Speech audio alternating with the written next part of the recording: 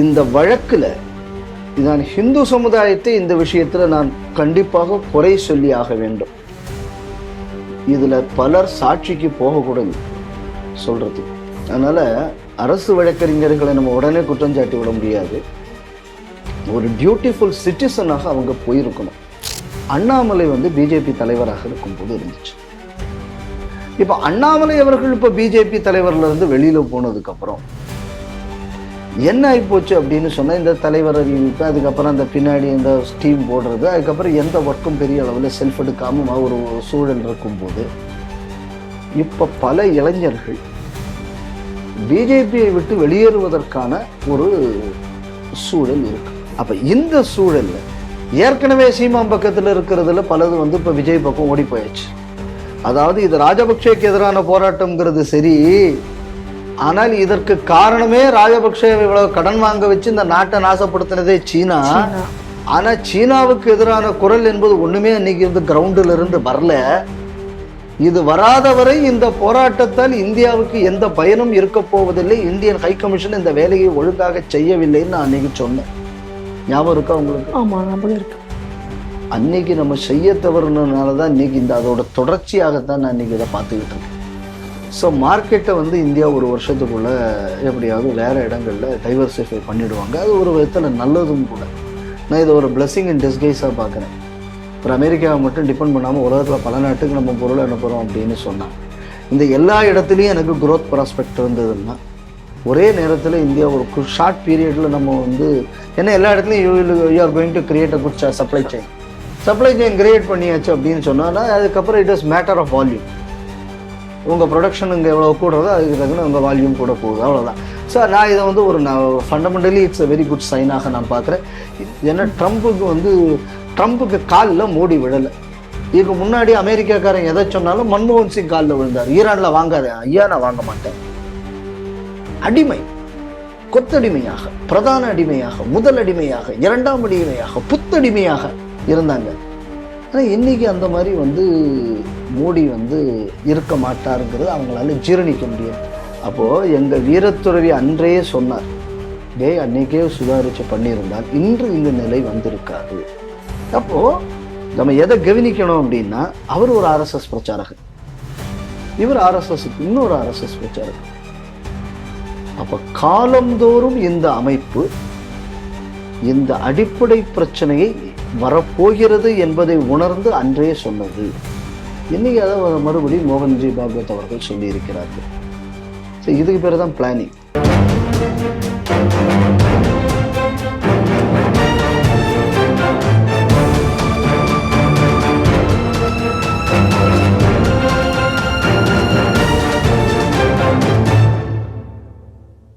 Sri TV நேயர்களுக்கு வணக்கம். இன்றைய செய்திகள் சிந்தனைகள் நிகழ்ச்சிக்கு உங்களை வரவேற்கிறோம். இன்றைய செய்திகள்: ஆம்பூர் கலவர வழக்கில் 22 பேருக்கு தண்டனை, 116 பேருக்கு விடுதலை. திமுக இந்து மதவாத கட்சி, கிறிஸ்தவர்கள் சந்திப்பு கூட்டத்தில் சீமான். தேர்தல் நேரங்களில் கச்சத்தீவு குறித்து பேச்சு, தாவேக மாநாட்டில் விஜயின் பேச்சுக்கு இலங்கை பதில். இந்தியாவின் மீதான அதிக வரிக்கு அமெரிக்க எதிர்க்கட்சிகள் பலத்த எதிர்ப்பு, விழி பிதுங்கும் ட்ரம்ப். பாஜக RSS இடையே கருத்து முரண் உண்டு, மோதல் இல்லை, டாக்டர் மோகன் பகவத். இந்த செய்திகள் குறித்து நாம் திரு பாலகௌதம் அவருடன் சிந்திக்க இருக்கிறோம். வாருங்கள் நேயர்களே. வணக்கம் சார். ஆம்பூரில் போலீஸ் ஸ்டேஷன் தாக்கப்பட்டு போலீஸ்காரர்கள் மீது கல்லெறி நடந்த கலவர வழக்கில் 22 பேருக்கு தண்டனையும், மாஜி MLA அஸ்லாம் பாஷா அவருடைய சொத்து ஜப்தி செய்யப்படவும் கோர்ட் இன்றைக்கு உத்தரவிட்டிருக்கிறது. இந்த சம்பவம் என்ன அப்படின்னு பார்த்தோம்னா, 2015ஆம் ஆண்டு வேலூர் மாவட்டத்தில் இருக்கக்கூடிய பள்ளிக்கொண்டால அங்க இருக்கக்கூடிய குச்சிப்பாளையம் அப்படிங்கக்கூடிய பகுதியில் சேர்ந்தவர் பழனி என்பவர். அவருடைய மனைவி பவித்ரா என்பவர் காணாமல் போன வழக்குல சமீல் அகமது என்பவரிடம் காவல் நிலையத்தில், பள்ளிக்கொண்டா காவல் நிலையத்தில் விசாரணை நடக்கிறது. அந்த விசாரணை முடிந்து அவர் திரும்பும் பொழுது ஒரு உடல்நல குறைவு காரணமாக அவர் இறந்து விடுகிறார். அவர் இறந்ததுக்கு அப்புறம் என்ன ஆகுதுன்னா, அவருடைய உடலை கொண்டு வரும் பொழுது ஷமீல் அகமது இறந்த நிலையில 500க்கும் மேற்பட்ட இஸ்லாமியர்கள் என்ன பண்றாங்கன்னா, ஆம்பூர் காவல் நிலையத்தை சூழ்ந்து கொண்டு அந்த முற்றுகையிட்டு காவல் நிலையத்து மேல கல்லெறிகிறது, அங்க இருக்கக்கூடிய வாகனங்களை எல்லாம் தீயிட்டு கொளுத்தி ஒரு மிகப்பெரிய ஒரு கலவரம் நடக்குது. அங்க இருக்கக்கூடிய பெண் காவலர்கள்லாம் உயிருக்கு பயந்து ஓடுகிறார்கள். அது மட்டும் இல்லாம அவர்கள் மானபங்கப்படுத்தப்பட்டும். இந்த கலவரம் முடிந்ததுக்கு அப்புறம் அவங்க கொடுத்த ஸ்டேட்மெண்ட் என்ன, 2 கிலோமீட்டர் நாங்க இங்க இருந்து ஓடி போனோம் உயிருக்கு பயந்து, மானபங்கப்படுத்தப்படும். இனிமே இந்த மாதிரியான இடத்துல எங்களுக்கு டியூட்டி போடாதீங்க அப்படின்னு சொல்லிட்டு அன்றைய முதல்வர் ஜெயலலிதாக்கு கடிதம் எல்லாம் எழுதினார்கள். அந்த அளவுக்கு ஒரு மிகப்பெரிய ஒரு கலவரம் நடந்தது. அந்த வழக்குல தான் இப்போ தீர்ப்பு வந்திருக்கிறது. என்ன தீர்ப்பு கொடுத்திருக்காங்க அப்படின்னு பார்த்தா, இந்த பொது சொத்துக்கள் எல்லாம் சேதப்படுத்தப்பட்டு பயங்கர இழப்பீடு ஏற்பட்டது. அந்த இழப்பீடுகளுக்கெல்லாம் முன்னாள் எம்எல்ஏனுடைய அஸ்லாம் பாஷா தான் இந்த கலவரத்தை முன்னால் இருந்து தலைமையேற்று நடத்தினார் என்பதனால் அவருடைய சொத்துக்கள் எல்லாம் ஜப்தி செய்யப்பட்டு அதை இந்த இழப்பீடுகளை சரி செய்து கொள்ளலாம் அப்படின்னு சொல்லியிருக்காங்க. அதை தவிர 22 பேருக்கு தண்டனை உறுதியாகி இருக்கிறது. 116 பேர் இதுல விடுவிக்கப்பட்டிருக்கிறார்கள். அது மட்டும் இல்லாம தலைமை காவலர் விஜயகுமார் அப்போது பலத்த காயமடைந்தார். அதே போல பெண் காவலர் ராஜலட்சுமிக்கும் அப்பொழுது அடிபட்டது. அவங்க 2 பேருக்கும் தலா 10 லட்சம் ரூபாய் கொடுப்பதற்காகவும் சொல்லியிருக்கிறார்கள். இப்படியாக இந்த தீர்ப்பு வந்திருக்கிறது. இதுல 4-5 கேஸ் நினைக்கிறேன். இந்த எல்லா கேஸ்லயும் குவாண்டம் ஆஃப் பனிஷ்மெண்ட்டும் கொடுத்திருக்காங்க. சில இவ்வளவு ஆண்டுகள் சிறை அப்படின்னு கொடுத்திருக்காங்க. 2 பேருக்கு 14 ஆண்டு சிறை கொடுத்திருக்காங்க. 6 பேருக்கு 7 ஆண்டு சிறை, 14 பேருக்கு 1 முதல் 4 ஆண்டு சிறை இது கொடுத்திருக்காங்க. ஓரளவு நல்ல பனிஷ்மெண்ட் தான் அப்படின்னு பார்த்தாலும் இது போதாது என்பது என்னோட கருத்து. 1. 2வது, இந்த அளவு குவாண்டம் ஆஃப் பனிஷ்மெண்ட் இந்த கேஸுக்கு கொடுத்திருக்கிறதுனால இந்த கேஸில் ஏதோ ஒரு நீதி வந்து விட்டது. அதையும் நான் ஏற்றுக்கொள்வதற்கு தயாராக இல்லை. ஏன்னா இந்த கலவரம் முடிஞ்ச உடனே என்ன பண்ணாங்க, மாதனூர் பக்கத்துல ஒரு கல்யாண மண்டபத்துல எனக்கு தெரிஞ்சு ஒரு 200 பேர்கிட்ட ஏதோ பிடிச்சு கொண்டு போய் அந்த நேரத்துல கொண்டு வச்சாங்க. 2015 உள்ள ஞாபகத்தை வச்சு சொல்றேன். அதுக்கப்புறம் அதுல இருந்து கொஞ்சம் ஆளுகளை கொஞ்சம் இன்ஃப்ளூயன்ஸ் வச்சு கொஞ்சம் ஆளுகள்லாம் வெளில வந்தாங்க. அதாவது அந்த எஃப்ஐஆருக்குள்ளேயே சிக்காம. அப்புறம் இந்த வழக்கு நடந்தது. இந்த வழக்குல நான் ஹிந்து சமுதாயத்தை இந்த விஷயத்துல நான் கண்டிப்பாக குறை சொல்லி ஆக வேண்டும். இதுல பலர் சாட்சிக்கு போகக்கூடாது சொல்றதுக்கு. அதனால அரசு வழக்கறிஞர்களை நம்ம உடனே குற்றம் சாட்டி விட முடியாது. ஒரு டியூட்டிஃபுல் சிட்டிசனாக அவங்க போயிருக்கணும். அதுக்கு நம்ம அவங்கள குற்றம் சொல்ல முடியாது. ஏன்னா இப்ப பாருங்க, கம்பத்துல ஒரு முல்லா இந்த நாட்டை பிடிக்கணும்னு பேசினா, ஒரு டியூட்டிஃபுல் சிட்டிசனா நம்ம இந்த விஷயத்த சொன்னோம், நம்ம மேல கேஸ் போட்டிருக்காங்க இல்ல. இப்ப இதே மாதிரிதான் மக்களுக்கும் இவனுங்களை நம்பி போனா நாளைக்கு நம்ம நிலைமை என்ன ஆகும் அப்படின்னு இந்துக்களுக்கும் தோணுது. நான் அதுக்காக இந்த கேஸ் விஷயத்த சொல்றேன்னா, காவல்துறையின் மீது தாக்குதல் நடக்கும் போது காவல்துறைக்கு பாதுகாப்பாக சமுதாயம் இருக்க வேண்டும், இது சமுதாயத்தின் கடமை. ஆனா காவல்துறை இந்த மாதிரியாக துரோகிகளுக்கு சாதகமாக நடந்து கொள்ளும் போது சமுதாயத்துக்கு காவல்துறை மீது உள்ள நம்பிக்கை கெட்டுவிடும். அதுக்கு இந்த வழக்கு ஒரு உதாரணம். இன்னும் நிறைய பேருக்கு கன்விக்ஷன் கிடைச்சிருக்கும். ஆனா பலர் சாட்சி சொல்வதற்கு செல்லவில்லை. காரணம் என்ன அப்படின்னு சொன்னா பயம்தான். அந்த பயம் வருவதற்கு காரணம் காவல்துறையின் நடவடிக்கையும் கூட. இதையும் நம்ம புரிஞ்சுக்கணும். இது ஒரு ஆஸ்பெக்ட் இந்த தண்டனையோடதுல. இந்த நீதிபதி அவர்கள் இன்னைக்கோ நாளைக்கோ ரிட்டையர்ட் ஆக போறாங்க அப்படின்னு கேள்விப்பட்டேன். ஸோ அதுக்கு முன்னாடி ஒரு நல்ல தீர்ப்பை இந்த அம்மா கொடுத்துருக்காங்க. ஏன்னா ஜட்ஜ் என்ன பண்ணுவாங்க, சாட்சியை வச்சுதான் அவங்க கொடுக்க முடியும். சாட்சி வராட்டாச்சுன்னா என்ன ஒண்ணு முடியும். ஆனால் நம்ம ஒன்று குத்தம் சொல்றதுக்கு ஒண்ணும் இல்லை அதுல. அதே நேரத்தில் இன்னொரு விஷயமும் நம்ம கவனிக்கணும். இந்த தீர்ப்பு 26ஆம் தேதியோ வர வேண்டியது.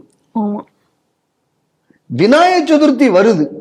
விநாயகர் சதுர்த்திக்கு உள்ள நேரத்துக்கு முன்னாடி இந்த தீர்ப்பு வந்ததுன்னா ஏதாவது பிரச்சனை விடக்கூடாதுன்னு தீர்ப்பு கொஞ்சம் பின்னாடி அறிவிக்கப்பட்டாங்க.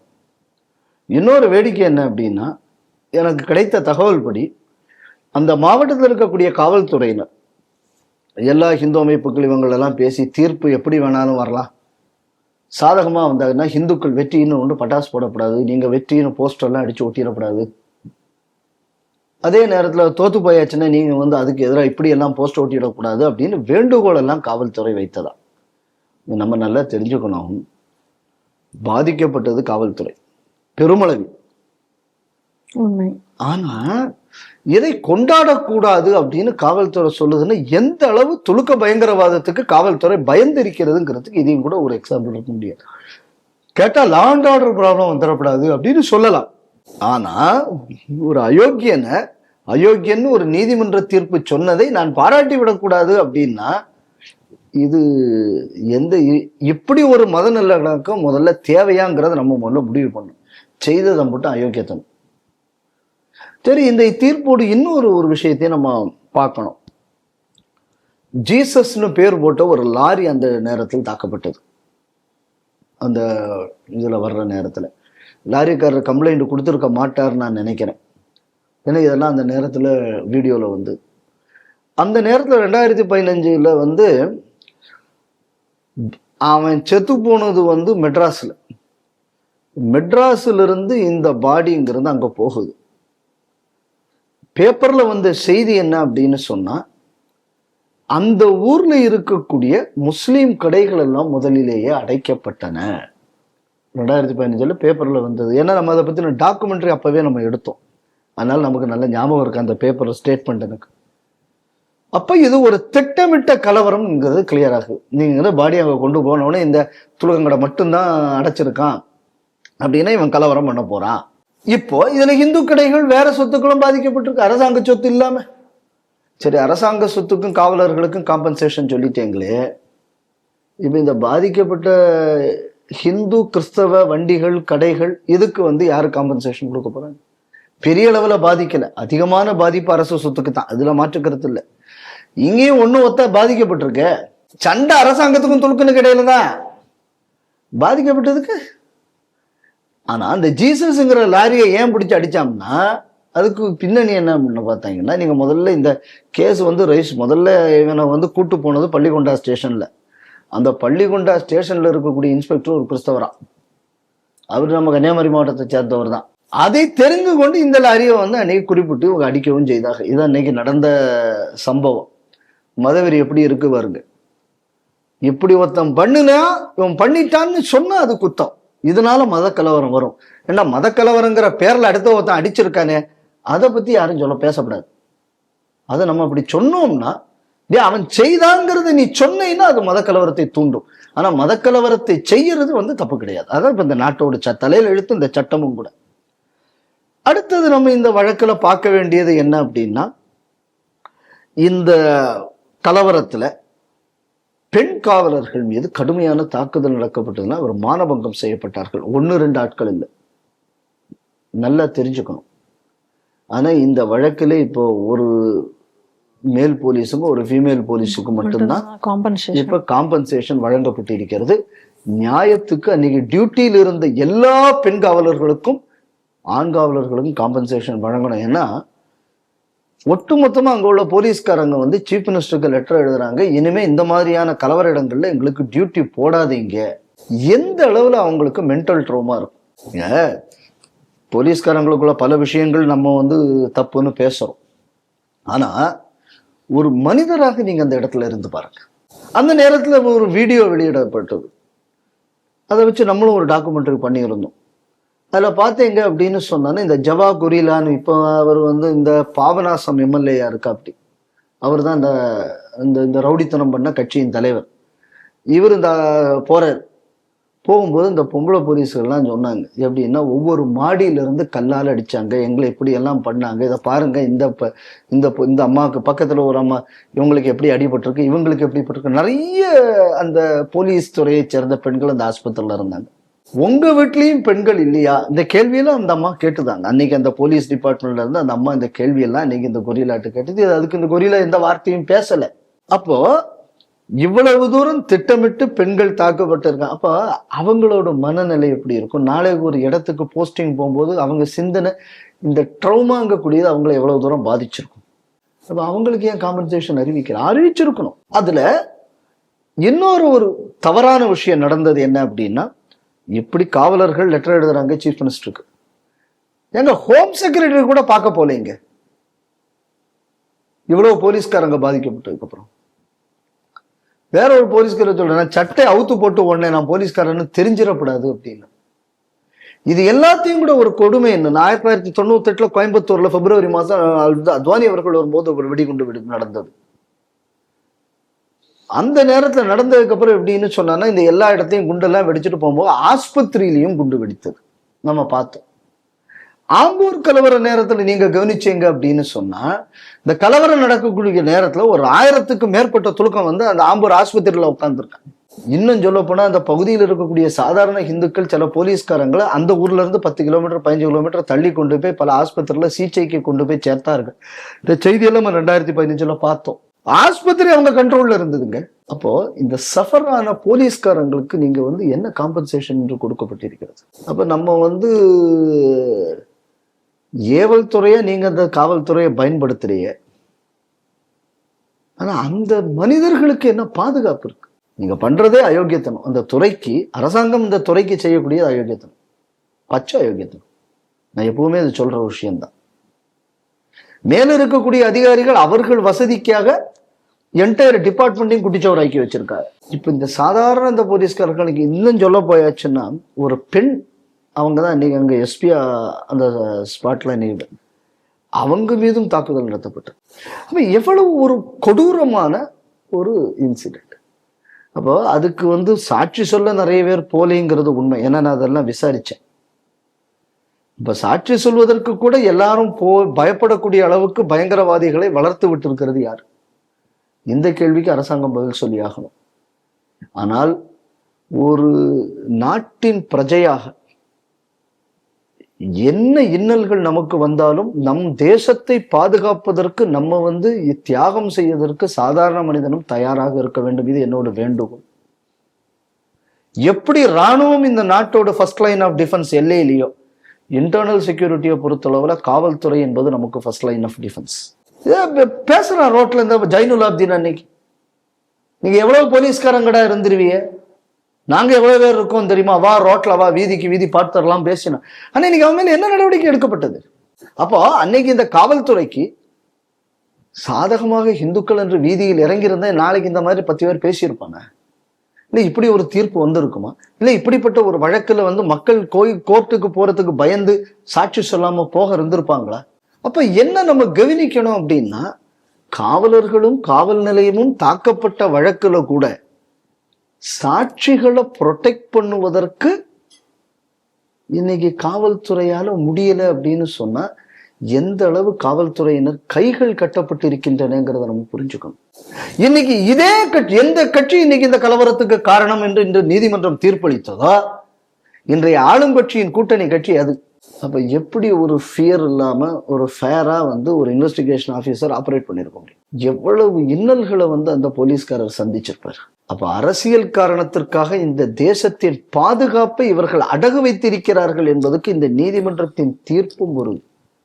ஆனால் இதையும் மீறி இந்த குவாண்டம் ஆஃப் பனிஷ்மெண்ட் ஒரு ஜட்ஜு கொடுத்திருக்காங்கன்னா அந்த அளவுக்கு இந்த கேஸை நடத்துவதற்கு பல நியாயமான காவல் அதிகாரிகளும் வேலை செய்திருக்கிறார்கள் என்கிறது இதோட இன்னொரு சைட்ல தெரியுது. அதனால இது நமக்கு ஒரு நம்பிக்கை அளிக்கக்கூடிய விஷயம். இப்படி கைகள் கட்டப்பட்ட ஒரு காவல்துறையால் இந்த அளவு செயல்பட்டு ஒரு விஷயத்திற்கு தீர்ப்பு வாங்க முடியும் என்பது உண்மைக்குமே ஒரு பாராட்டப்பட வேண்டிய விஷயம். ரெண்டாவது, இதுல ஒரு குரூஷியல் ஆஸ்பெக்ட், இது என்னைக்குமே போலீஸ் டிபார்ட்மெண்ட் சொல்ல மாட்டாங்க. இதை அந்த நேரத்திலேயே நான் 2015 பிஎஸ்ஆர்சி வெப்சைட்லேயே இதை பத்தி நான் எழுதியிருந்தேன். இதுல பார்த்தீங்கன்னா மாடியிலிருந்து சர்னு கல் வந்ததுன்னு அந்த போலீஸ்கார அம்மா பேட்டி கொடுக்கும்போது சொல்லுது. இதே மாதிரி தான் காஷ்மீர்ல வந்தது, பாலஸ்தீன்லயும் இதே மாதிரியான தாக்குதல்கள் தான் கல்ல வச்சு. டெல்லி ரயாட்ஸ் வரும்போது இதே மாதிரியான தாக்குதல் தான். ஸோ இந்த மோடஸ் ஆப்பரண்டி ஆஃப் டெரர், அதாவது காசாவானாலும் பாலஸ்டைன் ஆனாலும் டெல்லி ஆனாலும் ஆம்பூர் ஆனாலும் ஒன்று போல இருந்ததுன்னு அப்போ நான் எழுதியிருந்தேன். இது சம்பந்தமாக இந்து முன்னணிக்குள்ள ஆவணப்படத்திலும் இது குறிப்பிடப்பட்டிருந்தது. அப்போ இந்த வழக்கு என்பது ஏன் ஒரு உச்சகட்ட ஒரு கவனத்துடன் இது டீல் செய்யப்பட்டிருக்க வேண்டும் அப்படிங்கக்கூடியத நம்ம யோசிச்சிருக்கோம். அப்ப இது காஷ்மீர் காசா பயங்கரவாதத்துக்கு நிகரான ஒரு பயங்கரவாத செயல் என்ற பார்வை காவல்துறைக்கும் இல்லை, தமிழ்நாடு அரசுக்கும் இல்லை, ஏன் மத்திய அரசுக்கும் இல்லை. மத்திய அரசு இந்த கேஸை எங்கிட்ட கேட்ட எடுத்திருக்கணும். என்னைய கொண்டு நீங்க இந்த கேஸை எடுத்திருக்கணும். அன்னைக்கு மோடி ஆட்சி தானே இருந்தது. இன்னைக்கு என்னைய இந்த கேஸை டேக் ஓவர் பண்ணியிருக்கணும். ஏங்க, ஒரு போலீஸ் ஸ்டேஷனை போய் லூட் பண்றான், போலீஸ் வெஹிக்கிளை ஓவர் டர்ன் பண்றான், எரிக்கிறான், பெண் காவலர்களை மானபங்கப்படுத்தினா, அப்போ ஒரு காவல்துறையினருக்கே வந்து இன்னைக்கு அவங்களால வந்து ஒரு லா அண்ட் ஆர்டரை என்ஃபோர்ஸ் பண்றதுக்கு இன்னைக்கு வழி இல்லை, அவங்க பாதுகாப்புக்கே பிரச்சனை அப்படின்னா அந்த ஊர்ல இருக்கிற சாதாரண ஹிந்துவுக்கு என்ன பாதுகாப்பு? சரி, கவர்மெண்ட் ஆஸ்பத்திரி இவ்வளவு பேர் பிசிஜ் பண்ணியிருந்தாங்களே, அப்ப இவ்வளவு பேரும் அப்ப வந்து அந்த கலவரத்துக்கு ஆதரவானவர்கள் தானே. நீங்க மாட்டிக்கிட்டு முக்கியமான சில ஆளுகளை பிடிச்சாங்க, ஒரு ஒட்டுமொத்த சமுதாயமா நீங்க கூட தன்னை ரோட்ல வந்து நின்னுது. இந்த வீடியோ எல்லாமே இருக்கே நம்ம கையில தான். இப்ப அப்போ பெருவாரியாக ஒரு சமுதாயம் வந்து பயங்கரவாதிகளை ஆதரிக்கும் போது நீ பயங்கரவாதியை மட்டும்தான் சொல்லணும், மற்றவனை பத்தி பேசப்படாது. எப்படி? ஃபுட்பால் மேட்ச் இருக்கு, ஃபுட்பால் மேட்ச்ல வந்து போகக்கூடிய சென்டர் ஃபார்வர்டு கோல் அடிக்கிறாரு. சென்டர் ஃபார்வர்டு கோல் அடிக்கிறாருன்னா அவரை சும்மாவை அடிக்க முடியும்? இங்க இருந்து கோல் கீப்பர் வந்து எதிராளி அடிச்ச பாலா பண்ணி அங்கிருந்து பேக்குக்கு அனுப்பிச்சு, அவன் அங்கிருந்து left right centre forward centre left எல்லா இடமும் சுத்தி கடைசியா கிட்ட வரும்போது அவன் அங்கிருந்து ஒரு கோல் அடிக்கிறான். கோல் அடிச்சவன் மட்டும் ஹீரோ இல்ல, இந்த 10 பேரும் சேர்ந்து, இந்த 10 பேர் உதவி இல்லாம இந்த 11ஆவது கோல் அடிச்சிருக்க முடியாது இல்ல. அதனால இந்த 22 பேர் மட்டுமே குற்றவாளிகள் அப்படிங்கக்கூடியது இந்த குவாண்டம், இந்த நம்பர்ஸ், இது வந்து திருப்தி அளிக்கப்படக்கூடிய விஷயமாக இல்லை. இதுக்கு காரணம் வந்து நான் முன்னாடி சொன்ன மாதிரி சாட்சிகள் சரியாக வராமல் இருந்த காரணமாக இருக்கலாம், இல்லைன்னா எந்த அளவு பவர்ஃபுல்லா வந்து ப்ராசிக்யூஷன் இந்த கேஸை வந்து ப்ரெசன்ட் பண்ணினாங்க அப்படிங்கிறது நமக்கு தெரியல. ஸோ இது ரெண்டும் தெரியாமல் அந்த பார்ட்ல நம்ம வந்து கருத்து சொல்ல முடியாது. ஆனால் என்னை பொறுத்தளவில் இந்த குவாண்டம் ஆஃப் பனிஷ்மெண்ட் இதெல்லாம் கொஞ்சம் நல்ல விஷயமாக நான் பார்க்கிறேன். அதே நேரத்தில் இவ்வளவு பெரிய நம்பர் அக்யூட்டன், இது வந்து நமக்கு உண்மைக்குமே வருத்தத்தை அளிக்கிறது. ரெண்டாவது, ஒரு காவல்துறைக்கு எதிரான ஒரு பயங்கரவாத ஒரு விஷயத்திற்கே சாதாரண மனுஷன் சாட்சி சொல்வதற்கு தயங்குகிறான் என்றால், இப்படிப்பட்ட ஒரு அச்ச உணர்வு சமுதாயத்தில் இருக்கும் என்றால், பயங்கரவாதத்துக்கு எதிரான போராட்டத்தில் எப்படி இந்த நாடு வெற்றி கொள்ளப் போகிறது என்ற ஒரு அச்ச உணர்வும் இன்று என்னிடம் வருகிறது. அதனால இந்த கேஸை பொறுத்தளவுல துலுக்கர்கள் தரப்பிலிருந்து எப்படியும் இதுக்கு அப்பீல் போவாங்க, போகாம இருக்க மாட்டாங்கன்னு நான் நினைக்கல, எப்படியும் போவாங்க. ஆனா ட்ரையல் இனி நடத்தவும் முடியாது. ஆனா எப்படி இந்த கேஸை வேற ஏதாவது ஏஜென்சிக்கு மாற்ற முடியுமா, என்ன பண்ண வாய்ப்பு இருக்கு, இந்த மாதிரி சில விஷயங்களை அரசாங்கம் யோசிக்கணும். இப்ப அஸ்லாம் பாட்ஷா அப்படிங்கக்கூடிய மனிதநேய மக்கள் கட்சி எம்எல்ஏ மேல இப்ப வந்து இந்த கட்டணம், அப்ப வந்து ஒரு விஷயம் தெளிவாகுது, ஒரு எம்எல்ஏயின் ஆசீர்வாதத்துடன் தான் இந்த நடந்திருக்கு. அவர் இப்ப இறந்து போயிட்டார். அண்ணே இப்ப நீங்க வந்து அவரோட சொத்தனால எடுத்து பண்ண சொல்லியிருக்கேன். இதே மாதிரி நீங்க பாத்தீங்கன்னா ராமநாதபுரத்தில் பெருங்கலவரம் நடந்தது, அப்ப அங்க யாருன்னு பாத்தீங்கன்னா ஜவஹர்லா வந்து அப்ப அங்க எம்எல்ஏயாக இருந்தார். ஸோ இப்போ இவங்க எங்கெங்கெல்லாம் எம்எல்ஏ பத்தியில பார்த்தீங்கன்னா நாகூர் மீரான் தாசில்தாரா இருக்காரு, அரசாங்க இல்லத்தை துளுக்குணவு கொடுக்கறதுக்குன்னு கிளம்பியிருக்காங்க.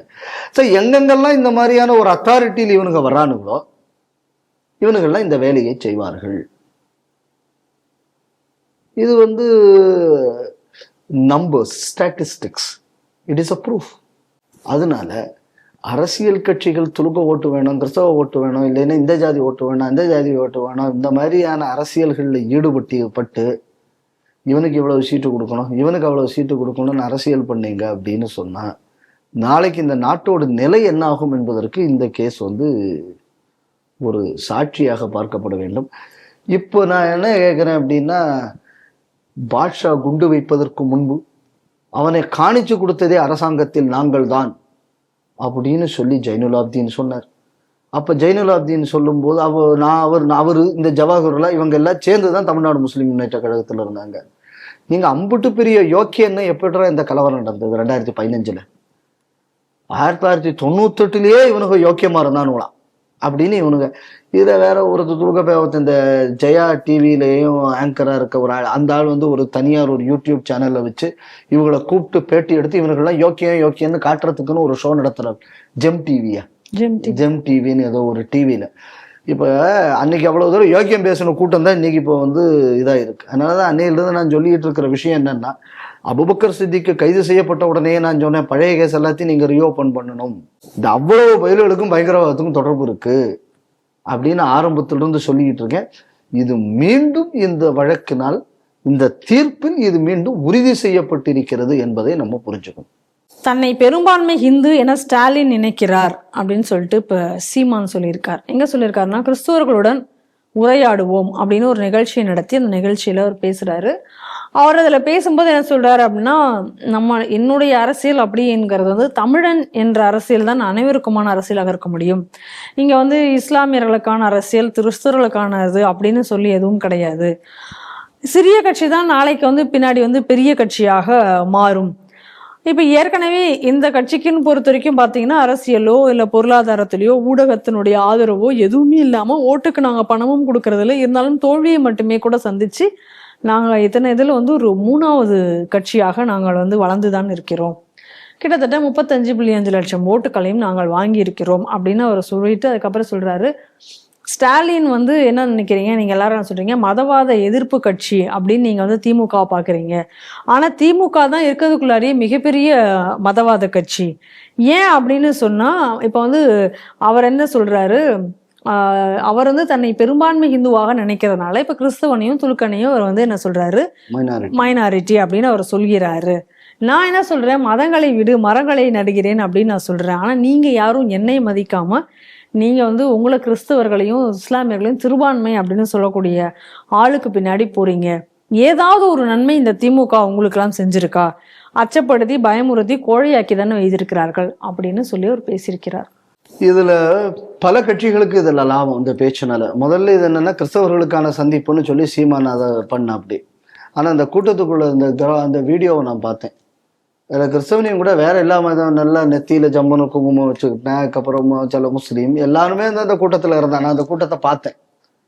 ஸோ இது வந்து முதல்ல நீங்க என்னன்னா, இது சேர்த்த கூட்டம் பெரிய அளவில் கிறிஸ்தவம் மட்டுமே போகலைங்கக்கூடியது தெரிஞ்சது.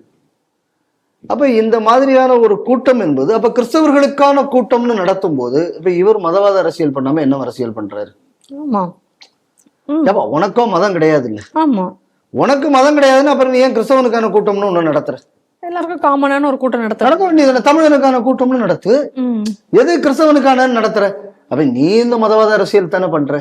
அடுத்தது நீங்க கவனிக்கணும் அப்படின்னு சொன்னா, நிறைய அரசியல்காரங்க என்ன சொல்றாங்க அப்படின்னா, அந்த சீமான் இவர் வந்து இப்ப வந்து கிறிஸ்தவர்களுக்காக தனியா மீட்டிங் போடுறோம். அப்படி துலுக்கனுக்கு இந்த ஆள் தனியா மீட்டிங் போட்டாச்சுன்னா இதுல கிறிஸ்தவ துலுக்க ஓட்டெல்லாம் பிரிஞ்சிடும், அதனால இது ஒரு பெரிய ஸ்ட்ராட்டஜிக் மூவ் அப்படின்னு சொல்லி இந்த பலசாரின்னு சொல்லி சில குறிப்புகள், அதாவது நான் பார்த்ததுலயே கொஞ்சம் இந்த மாடி கொஞ்சம் கம்மியா இருக்கிற கூட்டம், இந்த மாதிரி நிறைய பேர் என்கிட்ட வந்து கருத்து சொன்னாங்க.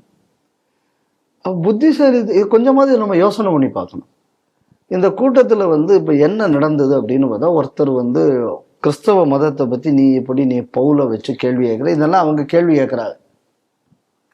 இந்த கேள்விக்கு பதில் சொல்லும் போது ஒரு பாதிரியார் தான் இந்த கிறிஸ்தவம் சம்பந்தமான கேள்விக்கு பதில் சொல்லிவிட்டு இதுல வரக்கூடிய சில பிழைகள் எல்லாம் நாங்க அவருக்கு அப்புறம் திருத்தி கொடுக்குறோங்கிற மாதிரி அவரு ஒருத்தர் பேசுறாரு. அப்புறம் இன்னொருத்தர் கேள்வி எல்லாம் கேட்டுக்கிட்டு இருக்காரு அந்த கூட்டத்துல. இது எல்லாம் முடிஞ்சதுக்கு அப்புறம் இந்த வார்த்தைய சீமான் சொல்ற. அப்படி இதுல எந்த இடத்துலயும் நீங்க நல்லா தெரிஞ்சுக்கணும், அவர் வந்து நான் வந்து இல்லை நான் தப்பா பேசிட்டேன், நான் தெரியாது, எந்த இடத்துலயும் சீமான் சொல்லல, ரொம்ப தெளிவாகத்தான் இருந்தார். தள்ளிட்டு அவர் அடுத்த கேள்வி கேட்டாரு, இயேசுநாதர் எங்கேயா கிறிஸ்தவ மதத்தை ஆரம்பிச்சாரு, பின்னாடி வந்தவங்க தானப்ப அந்த மதத்தை ஆரம்பிச்சாங்க அப்படிங்கக்கூடிய விஷயத்த அவர் அதுல பேசுறாரு. பேசிக்கிட்டு வந்து நீங்க வந்து இன்னொரு கேள்வி வருது, மதவாதத்துக்கு எதிராக ஒரு பெரிய இது இருக்கும்போது நீங்க ஒரு குட்டி கட்சியை வச்சு இந்த ஓட்டெல்லாம் பிரிக்கலாமா, இது அந்த கேள்வி. அதுக்கு தான் அவர் பதில் சொல்லிட்டு இருக்கார். அப்ப நம்ம அதுல நல்லா கவனிக்கணும், மதவாதம்னு ஒரு இதை சொல்லி அதுக்கு எதிராக உள்ளது, அப்ப அதெல்லாம் நீங்கள் பிரிக்கலாமான்னு இந்த கேள்வி நல்லா தெளிவா தெரியுது, ஒரு செட்டப் கேள்வின்னு. உடனே தான் அவர் இந்த இதெல்லாம் சொல்றாரு. அப்ப அவர் வந்து மைனாரிட்டின்னு சொல்லும் போது நீங்கள்லாம் சிறுபான்மை அப்படின்னா அப்ப அவர் பெரும்பான்மை திமிரல் தானே அவர் பேசிக்கிறாருங்கிறது இவருக்குள்ள பதில். இதுல நல்லா கவனிக்கணும், இதுல வந்து இது யாருக்கு ஜாதகமாக முடியும், என்னோட அபிப்பிராயம் என்ன அப்படின்னு நான் சொல்லிடுறேன். வரக்கூடிய தேர்தல்லையும் தான் பிரதிபலிக்க போகுது. நான் இது வந்து ஒவ்வொரு தேர்தல்லையும் நான் வந்து இதுவரை சொல்லிக்கிட்டு இருக்கேன். நம்ம சொல்லியாச்சுன்னா பலருக்கு அந்த பிடிக்கல அப்படின்னு சொன்னோம்னா நம்மளை இந்த ஆளுக்கு ஆதரவாளர் இந்த ஆளுக்கு விரோதின்னு போஸ்ட்ல வந்து கீழே பதில் போட்டுக்கிட்டு இருக்கான். இது கொஞ்சமாவது இது வந்து என்ன அப்படின்னு சொன்னா, இது அறிவு சார்ந்த விஷயம், உணர்வு சார்ந்த விஷயம். அறிவு சார்ந்ததை பேசும்போது சில இடங்கள்ல உணர்வை ஒதுக்கி வைக்கும். ஸோ அந்த மாதிரி ஒரு கூட்டம் சுத்திட்டு கிடக்குங்க. இதில் நம்ம எதை கவனிக்கணும் அப்படின்னு சொன்னா, இந்த மாதிரி அவர் பேசும்போது ஹிந்து, கிறிஸ்தவன், முஸ்லீம் எதுவும் கிடையாது, எல்லாவனும் தமிழன் தாண்டா அப்படின்னு சொல்லிட்டு எந்த இடத்துலையும் கிறிஸ்தவனை தாஜா பண்ற மாதிரி ஒரு வார்த்தை கூட அந்த இடத்துல சீமான் பேசல. ஆனா கிறிஸ்தவன் கேள்வி கேட்கும் போது ஹிந்துக்களுக்கு எதிராக உள்ள ஓட்டு பிரியாமல் இருப்பதற்கு அதுக்கு எதிரான ஒண்ணுக்கு தானே நம்ம ஓட்டு போடணும்னு அவன் கேட்கறான். நான் ஏற்கனவே சொன்ன மாதிரி கூட்டத்துல பெருவாரியா வந்து கிறிஸ்தவம் மட்டுமே இல்லை, எல்லாரும் கலந்துதான் இருந்தான். இப்ப ஒரு சாதாரண ஹிந்துட்ட நாம் தமிழர் கட்சிக்காரன் பிரச்சாரம் பண்ணும்போது, கிறிஸ்தவ கூட்டத்துல கூட எங்க யாழ் தமிழன்னு தான் ஐயா பேசினா, அவன் எந்த மதத்துக்கு சாதகமா பேசலையா அப்படின்னு சொல்லி இளைஞர்கள்ட்ட, ஹிந்து இளைஞர்கள்ட்ட குறிப்பாக பிரச்சாரம் செய்வதற்கு ஒரு மெட்டீரியலை வந்து இன்னைக்கு சீமான் தயார் பண்ணிட்டா. அப்படி இப்போ உள்ள அரசியலையும் நம்ம இந்த இடத்துல புரிஞ்சுக்கணும். ஒரு பெரிய கிரேஸ் இருந்தது இளைஞர்களுக்கு பிஜேபி மேல. எப்ப இருந்துச்சு? அண்ணாமலை வந்து பிஜேபி தலைவராக இருக்கும்போது இருந்துச்சு. இப்ப அண்ணாமலை அவர்கள் இப்ப பிஜேபி தலைவர்ல இருந்து வெளியில போனதுக்கு அப்புறம் என்ன ஆகி போச்சு அப்படின்னு சொன்னா, இந்த தலைவர் அறிவிப்பு, அதுக்கப்புறம் அந்த பின்னாடி இந்த ஸ்டீம் போடுறது, அதுக்கப்புறம் எந்த ஒர்க்கும் பெரிய அளவுல செல்ஃப் எடுக்காம ஒரு சூழல் இருக்கும்போது இப்ப பல இளைஞர்கள் பிஜேபியை விட்டு வெளியேறுவதற்கான ஒரு சூழல் இருக்கு. அப்ப இந்த சூழல்ல ஏற்கனவே சீமான் பக்கத்துல இருக்கிறதுல பலது வந்து இப்ப விஜய் பக்கம் ஓடி போயாச்சு. ஒட்டுமொத்தமா கிறிஸ்தவத்துக்கு அங்கக்கூடிய மதத்துல சொல்லக்கூடிய பாதிரியார் சொல்றதையும் முல்லா சொல்றதையும் கேட்டுதான் ஓட்டு போட போறான். இப்ப இங்க உள்ள இளைஞர்கள், ஹிந்து இளைஞர்கள் அநேகமாக அண்ணாமலையால் ஈர்க்கப்பட்டு பிஜேபிக்கு வந்தவர்கள். இப்ப அண்ணாமலையோட ஆக்டிவ் ரோல் இல்லாத காரணத்தினால் இவர்களை சீமான் இழுப்பதற்காக போடப்பட்ட தூண்டிலாக நான் இதை பார்க்கிறேன். நீ வேணா என்ன வந்து ஏதாவது ஒரு மதத்தை சார்ந்தவன்னு சொல்லு, அதனால நீங்க சமீப காலங்கள்ல எல்லாம் பார்த்தாச்சுன்னா சீமான் நெத்தியில எப்பவுமே ஒரு திருநீர் இல்லாம போறதில்லை. நீங்க ஆரம்பத்துல திருநீர்லாம் நீங்க பார்க்க முடியாது. இப்ப கடந்த ஒரு 1.5 வருஷமா தான் நீங்க அதை பார்க்கலாம். அதனால இது வந்து சீமான் வந்து எக்காரணம் கொண்டும் கிறிஸ்தவத்துக்கு ஓட்டு நமக்கு வரப்போறது இல்லை.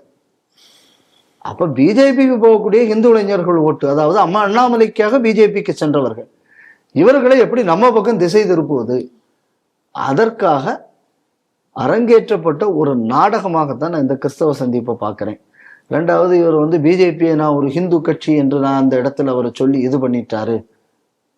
இப்படி இவர் சொன்ன உடனே இதை வந்து கிறிஸ்தவம் கேட்டு நம்பியா அந்த பக்கம் போறான், இல்ல 4 துலுக்கம் அதை கேட்டு நம்பியா போறான் கிடையாது. அதுக்கு மேல என்னெல்லாமோ அவன் செய்து கொடுத்துக்கிட்டு இருக்கான். சட்டத்தை மீறியே சர்ச்சு கட்டுன்னு சொல்லி பர்மிஷன் கொடுத்துக்கிட்டு இருக்கு திமுக கவர்மெண்ட். அவன் இவன் சொல்ல நம்பி போறானா, இல்லைன்னா அந்த பாதிரியார் இவ்வளவு வாங்கி கொடுத்த சலுகையை நம்பி அவன் திமுக ஓட்டு போட போறானா? ஸோ அதனால இது வந்து கிறிஸ்தவர்களுக்கான கூட்டம் அல்ல, இந்துக்களை ஏமாற்றுவதற்காக கிறிஸ்தவரன் என்ற பெயரில் நடத்தப்பட்ட கூட்டம் என்பதை நம்ம புரிஞ்சுக்கணும். கச்சத்தீவு இலங்கைக்கு சொந்தமானது அப்படின்னு சொல்லிட்டு இலங்கை வெளியுறவுத்துறை அமைச்சர் விஜிதா ஹெராகத் தெரிவித்திருக்கிறார். என்ன சொல்றாரு அப்படின்னா, கச்சத்தீவு இலங்கைக்கு சொந்தமானது. தமிழகத்துல தேர்தல் நேரங்கள்ல மட்டும் கச்சத்தீவு பத்தி கட்சி தலைவர்கள்லாம் அதிகமா பேசுறத நம்ம பார்த்துருக்காங்க. அது வந்து அதிகமா அவங்க அது டைமை தான் யூஸ் பண்ணிக்கிறாங்க. மற்றபடி கச்சத்தீவுங்கிறது இலங்கைக்கு தான் சொந்தமானது. இதனால இது வந்து இது வரைக்கும் வந்து தூதக ரீதியான கருத்துக்களோ இல்லை இந்திய அரசிடம் இருந்தோ இல்லை இந்திய தூதர்களிடம் இருந்தோ எந்த ஒரு கச்சத்தீவை திரும்ப பற்றி எந்த ஒரு அறிவிப்பும் இது வரைக்கும் வரல அப்படின்னு அவர் சொல்லியிருக்காரு. இது எதுக்காக இதெல்லாம் இப்போ அவர் சொல்றாரு அப்படின்னு பார்த்தோம்னா, இப்போ விஜய் வந்து இந்த தாவேகா மாநாட்டில் கச்சத்தீவு மீட்பை பற்றி இப்போ பேசியிருக்கார். ஸோ அந்த இது வெளிவந்த உடனே இப்போ இதுக்கு வந்து இலங்கை வந்து இப்படி ஒரு பதில் சொல்லியிருக்கு. இது விஜய் இவ்வளவு தூரம் சீரியஸா இலங்கை அரசாங்கம் எடுக்கணும்னு நீங்க நினைக்கிறீங்களா? அவசியமே இல்லை.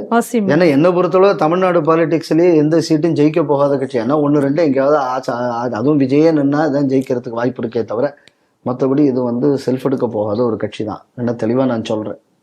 நிறைய ஓட்டு வாங்குவாங்க, ஆனால் வெற்றி பெறக்கூடியது அப்படிங்கிறதுக்குள்ள வாய்ப்பு குறைவு.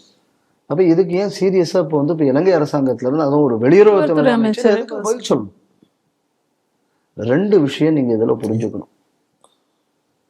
இலங்கையிலும் அரசியல் செய்வதற்கு அவர்களுக்கு இது தேவைப்படுகிறது. உள்நாட்டில் இதை வைத்து மொழி அரசியல் செய்ய நம்ம ஊர் அரசியல் கட்சிகளுக்கும் இது தேவைப்படுகிறது.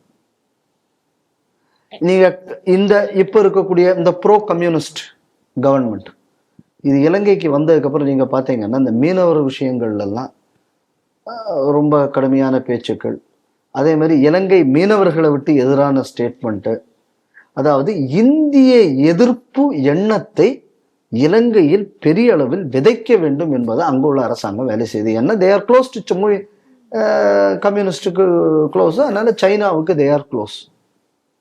அப்ப என்னெல்லாம் ஆப்பர்ச்சுனிட்டி உண்டு அதெல்லாம் வைத்து ஒரு இந்திய எதிர்ப்பு நிலைப்பாட்டை எப்படி சாதாரண இலங்கையில அதை எப்படி ஒரு ஆர்டினரி நாமாக மாற்ற முடியும் என்பதற்கு அந்த அரசு வேலை செய்யுது. இப்ப பாத்தீங்கன்னா இவ்வளவு நாளும் ஜாஃப்னா யூனிவர்சிட்டியில சீனாக்காரனை உள்ள விட்டது கிடையாது. இப்ப இந்த அரசு வந்ததுக்கு அப்புறம் சைனால இருந்து எவனோ ஜாஃப்னா யூனிவர்சிட்டிக்கு வந்திருக்கான். நீங்க நல்லா கவனிக்கணும். இது சிலோன்ல என்னைக்குமே இந்த தொப்புள் குடி உறவுன்னு பேசினா மட்டும் போதாது. ஏன் ஸ்ரீலங்கா இந்தியாவுக்கு இம்பார்ட்டன்ட்ங்கிறது தெரியணும். இந்தியாவுக்கு கீழே இந்தியா இல்லைன்னு நினைக்கக்கூடிய வடக்கத்தில் உள்ளவங்களும் இந்த விஷயத்தை புரிஞ்சுக்கணும் ஃபர்ஸ்ட்ல. இப்ப சைனாவுக்குள்ள பல இன்வெஸ்ட்மெண்ட் இப்ப நார்தர்ன் பார்ட் ஆஃப் ஸ்ரீலங்காவுக்கும் போயிட்டு இருக்கு. தமிழர் பகுதியில் எம்பியா இருக்கக்கூடிய டக்ளஸ் தேவானந்தம் கூட இப்ப அந்த மாதிரியான சிலோன்ல சைனா இன்வெஸ்ட்மெண்ட்டுக்கு பல ஆதரவான சில வேலைகளையும் செய்து வருகிறார். சமீபத்தில் கூட பார்த்தீங்கன்னா அவங்களுக்குள்ள ஹை கமிஷன் அதிகாரி நேராக நார்தர்ன் மோஸ்ட் எண்ட் ஆஃப் ஸ்ரீலங்காவில் இந்தியன் கோஸ்ட் எந்த பக்கம் இருக்குன்னு பார்த்துட்டு போகக்கூடிய வீடியோலாம் வருது. ஸோ அப்போ உங்களுக்கு இந்த பிரச்சனை, அதாவது நான் இந்த இலங்கையில் ராஜபக்சேக்கு எதிரான போராட்டம் வரும்போது இதே ஸ்ரீ டிவியில் நான் சொன்னேன், உங்களுக்கு நீங்கள் தான் அந்த நியூஸ் பண்ணீங்க. அதாவது இது ராஜபக்சேக்கு எதிரான போராட்டம்ங்கிறது சரி, ஆனால் இதற்கு காரணமே ராஜபக்சே இவ்வளவு கடன் வாங்க வச்சு இந்த நாட்டை நாசப்படுத்தினதே சீனா. ஆனா சீனாவுக்கு எதிரான குரல் என்பது ஒண்ணுமே இன்னைக்கு கிரவுண்டில் இருந்து வரல. இது வராத வரை இந்த போராட்டத்தால் இந்தியாவுக்கு எந்த பயனும் இருக்க போவதில்லை. இந்தியன் ஹை கமிஷன் இந்த வேலையை ஒழுங்காக செய்யவில்லைன்னு நான் அன்னைக்கு சொன்னேன். ஞாபகம் இருக்கா உங்களுக்கு? ஆமா, ஞாபகம் இருக்கு. அன்னைக்கு நம்ம செய்ய தவறுனாலதான் இன்னைக்கு இந்த அதோட தொடர்ச்சியாகத்தான் நான் இன்னைக்கு இதை பார்த்துக்கிட்டு இருக்கேன். இப்போ அந்த ஆன்டி இண்டியன் சென்டிமெண்ட்டை ஸ்ரீலங்கால வளர்ப்பதற்கு ஏத்த மாதிரி இவங்க இங்க இருந்து பவுல் பண்ணிக்கிட்டு இருக்கிறது யார்? இந்த திமுக, இந்த காங்கிரஸ், இவனுகள்லாம். அப்ப நம்ம எதை புரிஞ்சுக்கணும் அப்படின்னு சொன்னா, ரெண்டு பக்கமும் வெளிநாட்டு ஏஜென்ட். ஏன் அவன் விஜய்க்குள்ள ஸ்பீச்சுக்கு இந்த முக்கியத்துவம் கொடுத்தான்? உனக்கு தெரியுது இல்ல, கவர்மெண்ட் ஆஃப் இந்தியால இருந்து வரல, அது வரல, இது வரல. அப்ப இவனுக்கு அரசியலுக்கு தான் பண்றான். ஆமா, இதை சாதாரண லோக்கல் கட்சிக்காரன் தான் சொன்னா எக்ஸ்டர்னல் அஃபேர்ஸ் மினிஸ்ட்ரி இந்த ஸ்டேட்மெண்ட் கொடுக்கணும், பேசணும், தேவையே இல்லையே. அப்போ இந்த ஆன்டி இண்டியன் ரெட்டாரிக்கை மெல்ல சட்டுல அங்க பெடல் பண்ணும். அதே நேரத்துல இங்கேயே ஆன்டி இண்டியன் ரெட்டாரிக்கை நீங்க வேணா ஏதோ மோடி அதை ஏன் விட்டு தரவில்லை, ஏன்னா நீங்க தானே அதை வித்தது. அப்போ எப்படி சீனாவுக்கு உதவியாக ரெண்டு பக்கத்தில் உள்ள அரசியல்வாதிகளும் செயல்படுகிறார்கள். அங்க தப்பு இல்லை, ஏன்னா அந்த ஆளுங்கட்சியே கம்யூனிஸ்ட் பின்னணியில் இருக்கக்கூடியது. அப்ப இந்த நாட்டில் இருக்கக்கூடிய அரசியல் கட்சிகள் அதற்கு சாதகமாக இங்க ஸ்டேட்மெண்ட் கொடுக்கறது, அதை பண்றது, இதை பண்றது எல்லாம் பண்றாங்க அப்படின்னு சொன்னா, நீங்க இது தமிழ் என்ன வெற்றி கழகமா? தமிழக வெற்றி கழகம், வெற்றி கழகம் தானே. அந்த வெற்றி கழகத்துக்குள்ள இந்த ஸ்டேட்மெண்ட் எல்லாம் நீங்க எப்படி பார்க்கணும் அப்படின்னு சொன்னா, இந்த சென்டிமெண்ட்டை அங்க பெடல் பண்றதுல இன்னொரு மேஜர் பார்ட் சர்ச்சுக்கு உண்டு.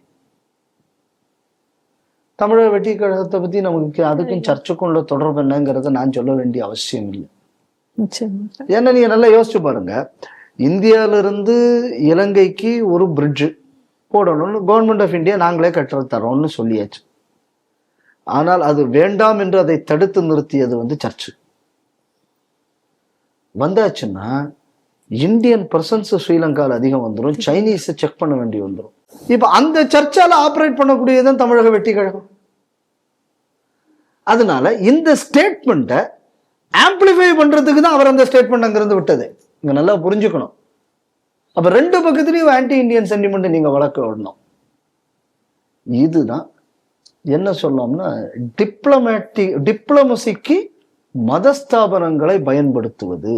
இதுதான் ஏன்னா நீங்கள் வந்து நம்பூதிரிப்பாடுக்குள்ள எலெக்ஷன் வந்தது கேரளாவில். அப்போ எல்லாருக்கும் தெரிஞ்ச விஷயம் என்னன்னா, சர்ச்சு வழி தான் அமெரிக்கா பணம் செலவு பண்ணிச்சு கம்யூனிஸ்ட்காரர்களை தோக்கடிக்க. இதை கம்யூனிஸ்ட்காரங்களே சொன்னது. இதை வந்து அவங்க வரலாற்றிலே, காங்கிரஸ் குடும்ப வரலாற்றிலே அவர்களே எழுதினார். அப்ப இந்த சர்ச்செல்லாம் எப்படி செயல்பட்டு இருக்கு அப்படின்னு பார்த்தா, ஒவ்வொரு நாட்டிலையும் டீஸ்டபிளைசராக செயல்பட்டு இருக்கிறார்கள். இது வரலாறு. அது இன்னைக்கும் தொடர்ந்து கொண்டிருக்கிறது. அதனால இது வந்து நீங்க கச்சத்தீவோடு இதை பார்க்கக்கூடாது. இந்த ஸ்டேட்மெண்ட்ங்கிறது வருவதற்கு காரணம், இந்த ஸ்டேட்மெண்ட் இலங்கையில் இருக்கக்கூடிய ஒரு அமைச்சர் ஆம்பிளிஃபை பண்ண காரணம், சாதாரண கட்சி தலைவர் பதில் சொல்லிட்டு போனாங்க, ஏன் அமைச்சர் பதில் சொல்ல வேண்டிய அவசியம் என்ன? சரி, இது இந்த மாதிரியான ஒரு பெரிய பிளான்.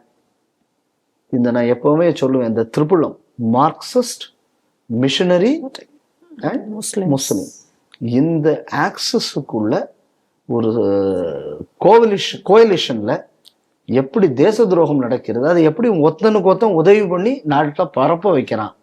இது இந்த ஸ்டேட்மெண்ட் தான் அதுக்கு கிளாசிக் எக்ஸாம்பிள்னு நான் நினைக்கிறேன்.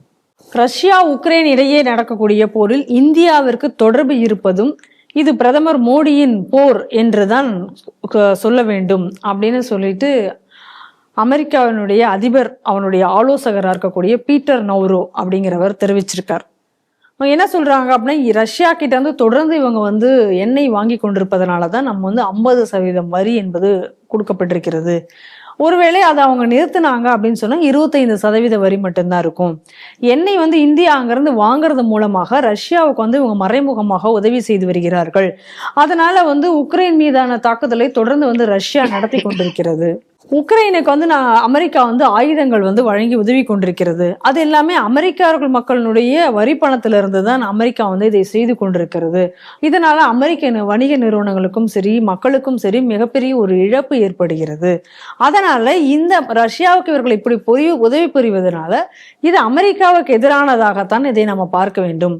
இந்தியா நாங்கள் வந்து எங்கள் இஷ்டப்படி எங்கு வேண்டும் என்றாலும் நாங்கள் வந்து கச்சா எண்ணெய் வாங்குவோம் என்று அவர்கள் சொன்னார்கள். ஆனால் நாங்கள் ஏன் வரி விதிக்க கூடாது?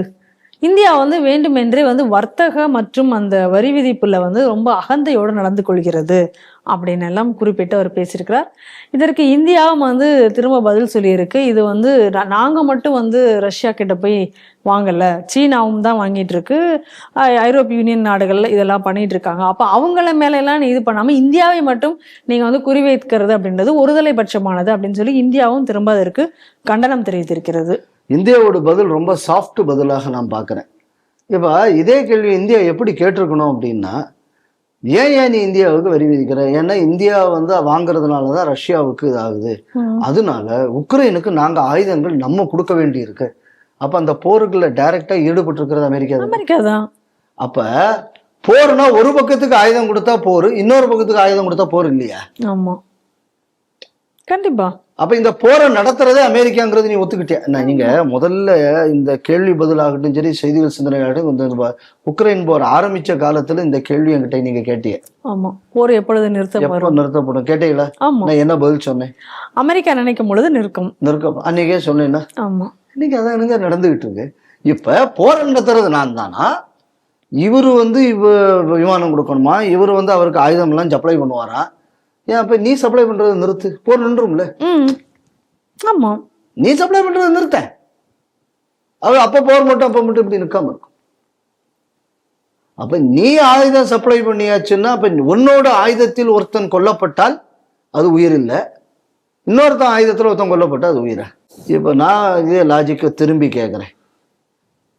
அமெரிக்கன் ஏர்ஃபோர்ஸ்ல இன்னைக்கு மெயின் ஸ்டேல இருக்கக்கூடிய போர் விமானம் எது? F-16. அப்ப இந்தியாவுக்கு எதிரான போருக்கு ஆயுதம் கொடுத்த உனக்கு நான் ஏன்டா உதவி பண்ணோம்? நீ F-16 நீ பாகிஸ்தானுக்கு கொடுத்திருக்கீங்க, அவன் மெயின் ஸ்டேயா தானே. அப்ப நீ எனக்கு எதிராக நீ ஆயுதம் கொடுத்திய, அப்ப இங்க உள்ள இந்தியாவுக்கு எதிரான பாகிஸ்தானின் போரை தூண்டியது அமெரிக்கா தானே. அப்ப உனக்கு என்ன வாய் இருக்கு பேசுறதுக்கு? அடுத்தது என்ன நம்ம கவனிக்கணும் அப்படின்னா, சைனா நம்மளையும் கூட நிறைய வாங்கிருச்சு, பிரேசில் வாங்குறது இதெல்லாம் சரி. அப்ப அந்த நாடுகளையும் கூட இந்தியாவுக்கு ஏன் நீ வரி கூட போட்டு? இப்ப இந்த கேள்வியைத்தான் இப்ப டெமோக்ராட்டிக் பார்ட்டியில இருந்து கேட்டிருக்காங்க. என்ன கேட்டிருக்கான் அப்படின்னா, சரி ஏன்டா நீ இந்தியாவுக்கு மட்டும் ஏன் வரி ஓட்டி இருக்கு, பாக்கி நாடுகளுக்கு எல்லாம் ஏன்டா நீ செய்யல? இந்த கேள்வியை இப்போ அந்த நாட்டிலேயே இப்போ மக்கள் கேட்க தொடங்கி விட்டார்கள். அது மட்டும் இல்லாமல் இன்னொரு ஒரு விஷயத்தை நம்ம கவனிக்கணும். இது நம்ம போர் இல்லைங்கிறதையும் கூட ஒன் போரினால் இந்த நாடு லாபப்படுகிறதுங்கிறத அமெரிக்கா முதல்ல புரிஞ்சுக்கணும். இதுவரை ரஷ்யாவோட நம்ம ஒரு பேரல் கூட வாங்கல. போர் ஆரம்பிச்சதுக்கு அப்புறம் தான் ரஷ்யால இருந்து இந்தியா வாங்க தொடங்கிச்சு. ஏன்னா நமக்கு வந்து அங்க அவன் ஆயில் பிரைஸ் குறைச்சு கொடுக்கறதுனால வாங்கும். அதை ஆரம்பத்தில் இந்தியாவை வாங்குறதுக்கு என்கரேஜ் பண்ண நாடு இதே அமெரிக்கா. காரணம் என்ன அப்படின்னு சொன்னா, அன்னைக்கு உக்ரைனுக்கு அதிக உதவி செய்து வந்தது அமெரிக்கா. புட்டினுக்கும் ட்ரம்புக்கு இடையில ஒரு அண்டர்ஸ்டாண்டிங் உண்டு, நல்லா புரிஞ்சுக்கணும். இந்த அண்டர்ஸ்டாண்டிங் கெட்டு போனது அதுக்கப்புறம் தான் இந்த வாரே பெருசாச்சு. அதாவது பைடன் அட்மினிஸ்ட்ரேஷனோட மிஸ்ஹேண்ட்லிங்னால தான் வார் வருது. இப்போ பைடன் அட்மினிஸ்ட்ரேஷனுக்கு வந்து ரஷ்யாவுக்கு எதிராக யோசிக்கும் போது சரி இந்தியாவை வாங்கிக்கணும்னு விட்டுட்டான். ஏன்னா அவனோட ஆயில்ல நம்ம வந்து சப்சிடியில வாங்கியாச்சு அப்படின்னு சொன்னான்னா அவனுக்கு கிடைக்க வேண்டிய இது குறையும், வேர்ல்டுல வந்து ஆயில் பிரைஸ் ஸ்டெபிலைஸ் ஆகும். ஏன்னா அவன் வியாபார நோக்கத்தோடு அவனும் பார்த்தான். நம்ம என்ன சொன்னோம், சரி பரவாயில்ல, எனக்கு அதனால லாபம் இருந்தால் நான் அதில் வாழ்ந்துட்டு போறேன்னு நம்மளாம் அவன்கிட்ட வாங்கினான். ட்ரம்ப் வந்த உடனே ட்ரம்புக்கும் புட்டினுக்கும் மீண்டும் நட்பு. உடனே இவன் என்ன பண்ணா, யுக்ரைனுக்கு பண்ணக்கூடியது அப்படியே கொஞ்சம் குறைக்க தொடங்கினான். அதுக்கப்புறம் என்ன ஆச்சு, சீனாவோட சாஃப்ட் கார்னர். நான் அடிக்கடி சொல்ற விஷயம்தான், ட்ரம்ப்புக்கு வந்து உலகம் முழுக்க பிஸ்னஸ் இருக்கு. சைனாவை வந்து எக்காரணம் கொண்டு ட்ரம்ப்பால பயிச்சுக்க முடியாது. ஏன்னா ட்ரம்போட பிஸ்னஸ் இன்ட்ரெஸ்ட் அங்கே இருக்கு. நல்லா நம்ம அதை புரிஞ்சுக்கணும்.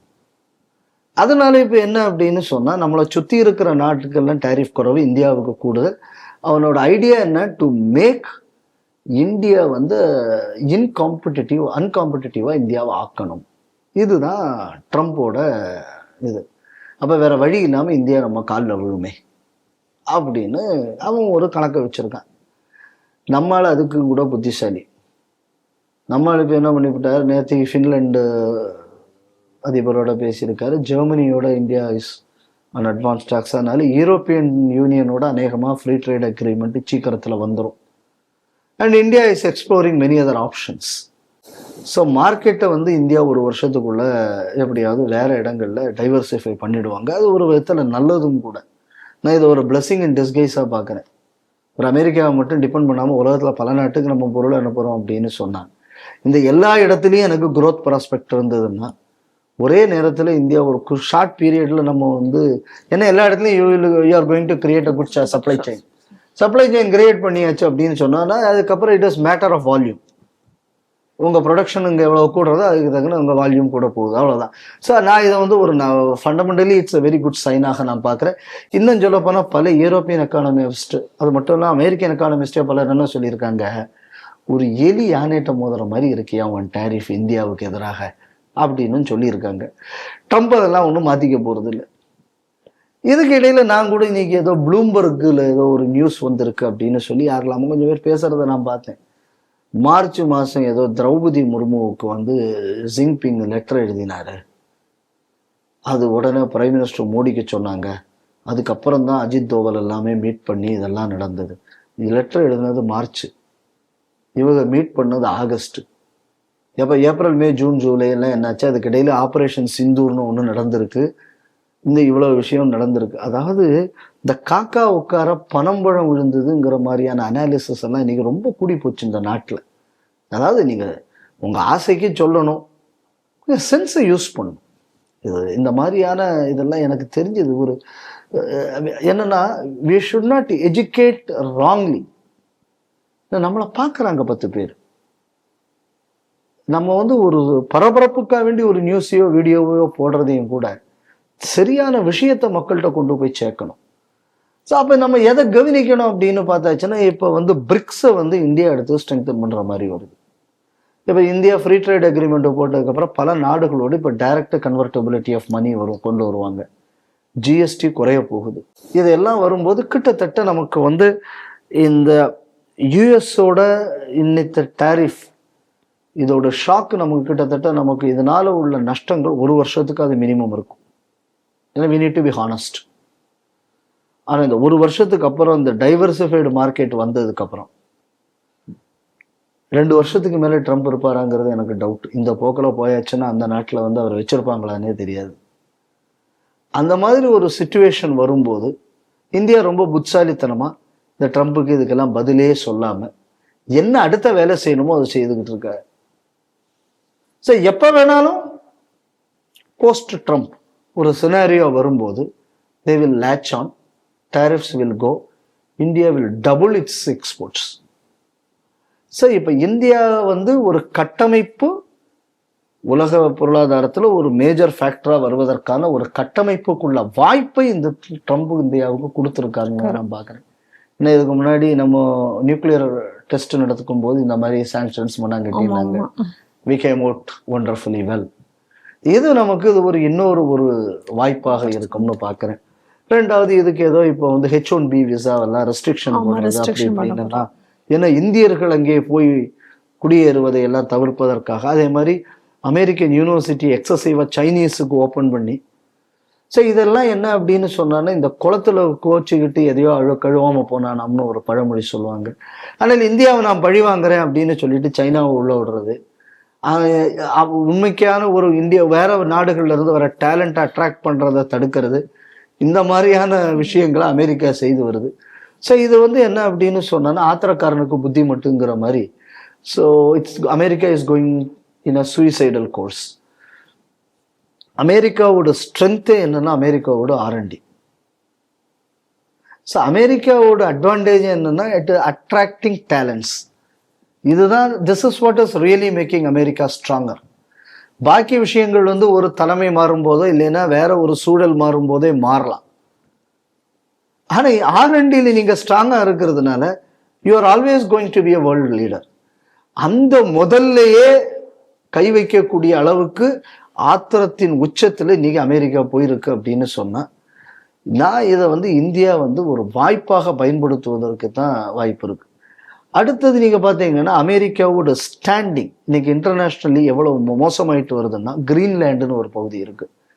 டென்மார்க் ஒரு 3 முக்கியமான பகுதியை சேர்ந்தது.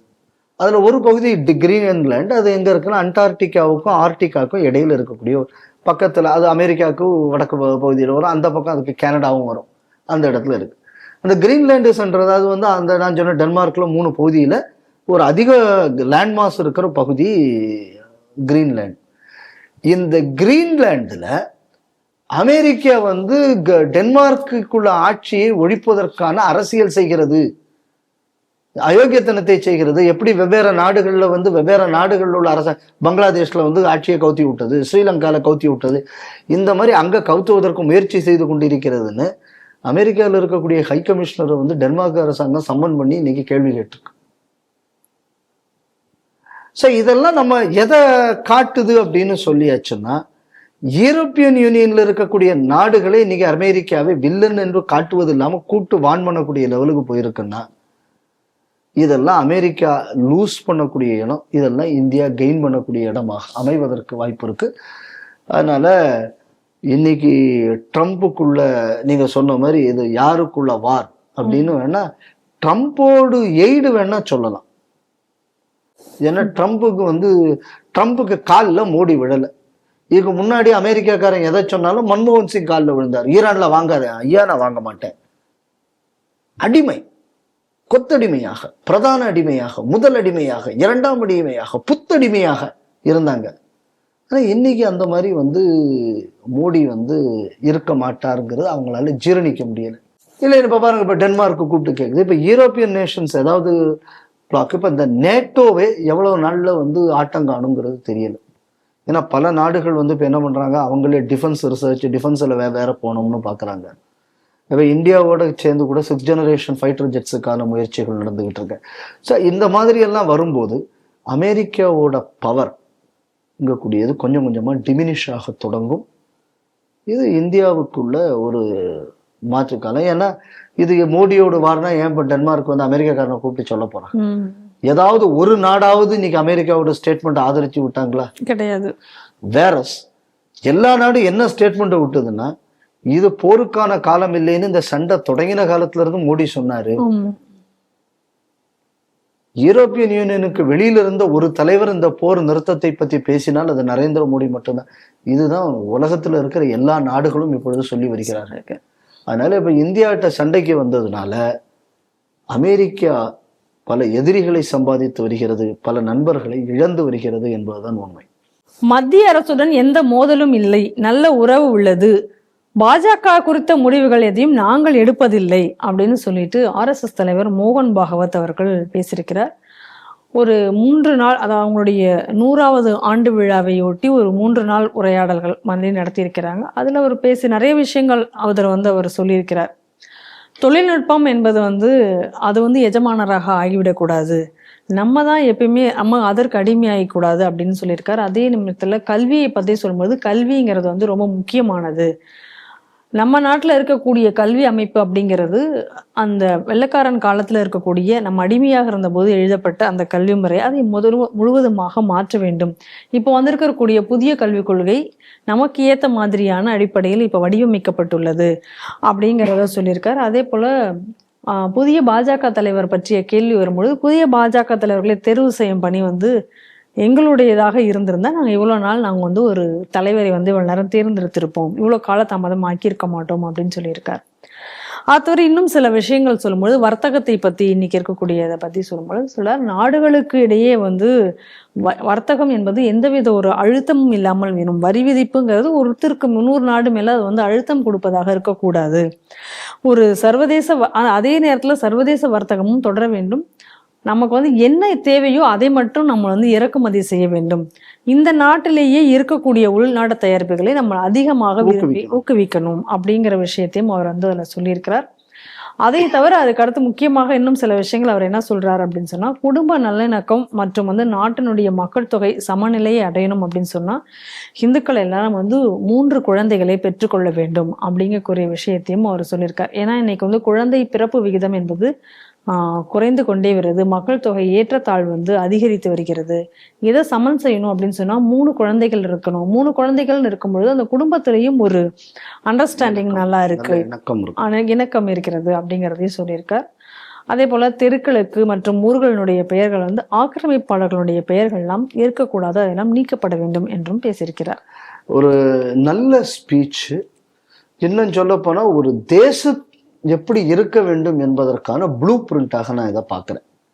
முதல்ல நான் இந்த 3 குழந்தைகள் இந்த விஷயம் வந்த உடனே நமது வீரத்துறவி அவர்கள் ஒரு காலத்தில் வீரத்தாய் பட்டம் கொடுத்துட்டு இருந்தாங்க. நிறைய குழந்தைகளை பெற்கக்கூடிய ஹிந்து தாய்மார்களுக்கு வீரத்தாய் பட்டம் கொடுக்கக்கூடிய விஷயத்தை வீரத்துறவி அவர்கள் 1980கள் 90களில் ஆரம்பிச்சு பண்ணிட்டு இருந்தாங்க.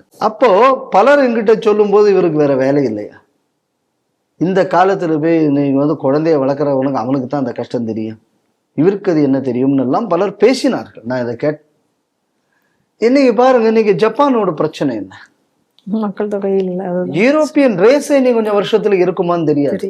ஏன்னா இர்ரீப்ளேசபிளா போயின்னு இருக்கு அங்க உள்ள ஃபெர்டிலிட்டி ரேட். இன்னைக்கு கிட்டத்தட்ட இந்தியாவில் இந்துக்களுக்குள்ள நிலைமை அப்படி விட்டது. அப்போ எங்க வீரத்துறவி அன்றையே சொன்னார், அன்னைக்கே சுதாரிச்சு பண்ணியிருந்தால் இன்று இந்த நிலை வந்திருக்காது.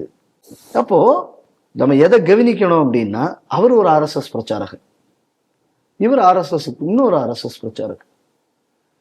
அப்ப காலந்தோறும் இந்த அமைப்பு இந்த அடிப்படை பிரச்சனையை வரப்போகிறது என்பதை உணர்ந்து அன்றையே சொன்னது. இன்னைக்கு அதை மறுபடியும் மோகன்ஜி பாகவத் அவர்கள் சொல்லி இருக்கிறார்கள். இதுக்கு பேர் தான் பிளானிங். 2 விஷயம் உண்டு. இந்த கேள்வி என்கிட்ட நம்ம ஊர்ல எனக்கு நிறைய கம்யூனிஸ்ட் ஃப்ரெண்ட் எல்லாம் உண்டு. அப்போ இந்த கம்யூனிஸ்ட் ஃப்ரெண்ட் எல்லாம் வரும்போது ஒரு பிளானிங்னா என்னன்னு உங்களுக்கு எல்லாம் தெரியாது அப்படின்னு சொல்லி இந்த மாவோ கதை ஒன்று சொல்லுவான். இந்த மாவோ கதை என்னன்னா, அப்படின்னு திடீர்னு மாவோ ஆட்சிக்கு வந்த அப்புறம் பார்த்தாருன்னா சில செக்டார்ல சில தற்கொலைகள் அதிகம் இருக்கும். யார் அந்த தற்கொலைகள்லாம் அதிகம் இருக்காங்கன்னு கேட்ட உடனே அதெல்லாம் பார்த்தா அந்த காலத்தில் உள்ள நோபல் ஃபேமிலிஸில் இருக்கக்கூடிய அவங்களுக்குள்ள அந்த புறங்கள்ல இருந்து விடுவிக்கப்பட்டவர்கள் கம்யூனிஸ்ட், இதனால அவங்களுக்கு தான் இந்த மாதிரி பிரச்சனை வந்தது. உடனே அவர் என்ன சொன்னாராம் மாவோ, அப்படியான்னு தெரிஞ்சுபட்டு யாரெல்லாம் அவர்களை கல்யாணம் செய்கிறாங்களோ அவங்களுக்கு பிறக்கக்கூடிய வாரிசுகளுக்கும் இந்த கல்யாணம் பண்றவங்களுக்கும் சில சலுகைகள் எல்லாம் கொடுக்கப்படும்னு சொன்ன உடனே அந்த தற்கொலைகள் குறைந்தது.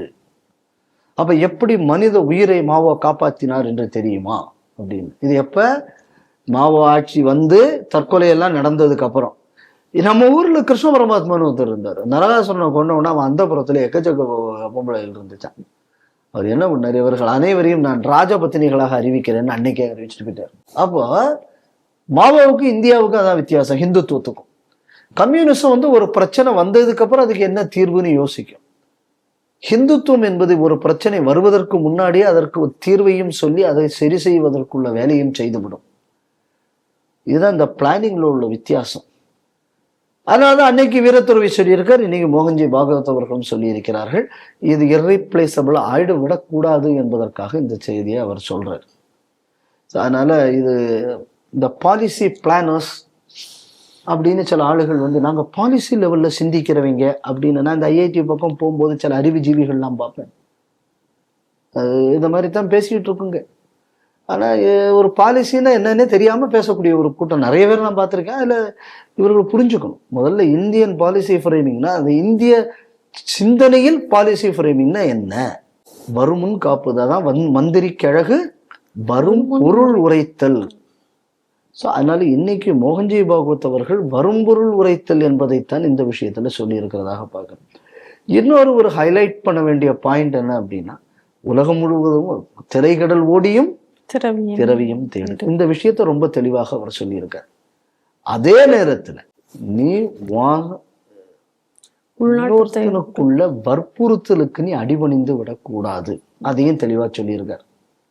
அப்போ திரைக்கடல் ஓடியும் திரவியும் தேடு, யாருக்கும் இனி அடிமை செய்யும், பூமியில் எவருக்கும் இனி அடிமை செய்யும் பாரதி சொன்னது. அதுவும் அவருக்குள்ள ஸ்டேட்மெண்ட்ல நம்ம பார்க்கிறோம். அடுத்தது என்னன்னா, கல்வியை பத்தி சொல்லியிருக்கேன். இந்த கல்வியை பத்தி நான் இதுக்கு முன்னாடி பல தடவை நான் சொல்லியிருக்கேன். கல்வியை பத்தி பாரதி எழுதுனது தான், நான் ஒன்றும் புதுசா ஒன்றும் சொல்ல வேண்டாம். பேடிக்கல்வி, இந்த ஆங்கிலேய கல்வி, கம்பன் என்ற ஒரு மானிடன் வாழ்ந்ததும், காளிதாசன் கவிதை உணர்ந்ததும், உம்பர் வானத்து கோளையும் மேனையும், ஒருங்கே இழந்த பாஸ்கரன் மாற்றியும், இன்னும் வரிசையா சொல்லிக்கிட்டே வருவார் பாரதி. அது பாரதி சொன்ன விஷயத்தை இன்னைக்கு மோகன்ஜி பாகவத் அவர்கள் சொல்லியிருக்கிறார்கள். அடுத்தபடியாக நம்ம ஒரு ஸ்பீச்சில் பார்க்க வேண்டிய இன்னொரு முக்கியமான விஷயம் நான் எதை கவனிக்கிறேன் அப்படின்னா, எனக்கு அதில் சில உடன்பாடு இல்லாத விஷயங்களும் உண்டு. நான் ஓப்பனா சொல்லிடுறேன். அயோத்தியா மீட்பு போராட்டத்தில் சங்கத்தின் நேரடி தொடர்பு இருந்தது. காசி மதுராலெல்லாம் சங்கம் டைரக்டா இருக்காது. ஆனால் சுயம் சேவர்கள் விருப்பப்பட்டால் அவர்கள் அதில் பங்கெடுக்கலாம் அப்படின்னு சொல்லியிருக்காரு. வரவேற்கத்தக்கது என்ன அப்படின்னு சொன்னா, சுயம் சேவர்கள் பங்கெடுக்கலாம் என்பது. ஆனால் சங்கமே அதை முன்னின்று செய்ய வேண்டும் என்பது என்னோட ஆசை. ஒரு போராட்டத்தை நடத்தி வெற்றி பெற்று அந்த போராட்டத்துக்கு அப்புறம் அந்த சமுதாயத்தின் ஒற்றுமை என்பது அது டிஸ்ஆர்கனைஸ்டா இருந்து அது காணாம போயிடும். அதுக்கு ஒரு ஆர்கனைசிங் ஃபேக்டர் வேணும். அதனால அந்த ஒரு விஷயத்துல எனக்கு உடன்பாடு கிடையாது. சங்கம் செய்ய வேண்டும் என்பது என்னோட அபிப்பிராயம். ஏன்னா அதுல பின்னாடி அவர் இன்னொரு வார்த்தையும் சொல்றாரு, இந்த மூணையும் கொடுக்கறதுனால என்ன கஷ்டம் வந்துட போகுதுங்கிறதையும் கேட்டிருக்காரு. ஸோ எனக்கு அதுல வந்து உடன்பாடு கிடையாது. மூணு இல்லைங்க, இழந்தது அனைத்தும் திருப்ப பெற வேண்டும் என்பதுதான் என்னோட அபிப்பிராயம் இந்த பாயிண்ட்ல. அடுத்ததாக நம்ம எதை கவனிக்கணும் அவரோட இந்த ஸ்பீச்சில், இன்னொரு ஒரு முக்கியமான ஆஸ்பெக்ட் என்ன அப்படின்னு சொன்னா, பிஜேபியை பற்றினது. 75 வயசுல யாரெல்லாம் ரிட்டையர்ட் ஆகணும், நானும் ரிட்டையர்ட் ஆகணும்னு சொல்லிக்கல, இன்னொருத்தனையும் ரிட்டையர்ட் ஆகிறத பற்றி நான் பேசலை. இது வந்து உண்மைக்குமே ஒரு சரியான ஒரு விளக்கம் தான். இது ஏன் இந்த விளக்கம் தேவைப்பட்டது அப்படின்னு சொன்னா, இன்னைக்கு வந்து வேற ஒரு புஸ்தகத்துல வந்த செய்திக்கு இப்படி ஒரு அபிப்பிராயத்தை போட்டு இந்த மூன்றாந்தர மீடியாக்கள் சொன்னதுனால்தான் இந்த கேள்வியே வந்தது. ஸோ அதுக்குள்ள ஒரு விளக்கமும் அந்த இடத்தில் கொடுக்கப்பட்டிருக்கிறதுங்கக்கூடியதை நம்ம கவனிக்கணும். அடுத்தது நம்ம அதுல ரொம்ப முக்கியமா என்னன்னா, அந்த கல்வியோட சேர்ந்து இன்னொரு விஷயம் ஸ்வதேசி சொல்ற, தேவைக்கு இல்லாத ஒரு விஷயத்தை இறக்குமதி பண்ணாத நம்ம நாட்டில் உள்ள உள்நாட்டு உற்பத்தியை அதிகரிக்க வேண்டும். இது பாரதிக்குள்ள பாரத தேசம் என்று தோள் கொட்டுவார்னு ஒரு பாட்டு வரும். தயவுசெய்து அந்த பாட்டை நீங்க வாங்கி ஒன்று படிச்சீங்கன்னா இன்றைய மோகன்ஜி பாகவத் அவர்களுக்குள்ள பேச்சுங்கக்கூடிய just reproduction of that particular song. அப்ப பாரதியோட கவிதையில நான் சொன்ன என்னெல்லாம் இருக்கோ அதெல்லாம் நீங்க மோகன்ஜி பாகவத் அவர்களுக்குள்ள பேச்செல்லாம் பார்க்கலாம். ஆனா அதுக்கு ஒரு அடுத்தபடியான ஒரு விஷயத்தையும் அவர் சொல்லியிருக்கார். அதாவது பாரதியோடு இந்த கனவு எப்படி நிறைவேறும், பாரதியும் அதை பத்தி சொல்லியிருக்கான். என் சிந்தை எல்லாமே எனக்கு இந்த நாடா தண்டா இருக்கணும், அந்த தியாகம் செய்யக்கூடியவனாக நான் இருக்கணும். இது பாரதி சொல்லக்கூடியது.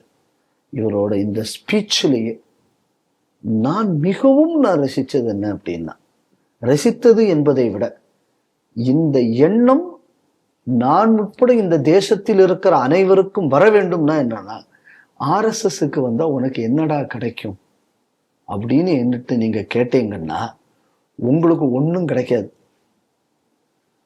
நீங்க தான் தியாகம் பண்ணி இந்த அமைப்பை வளர்க்கணும்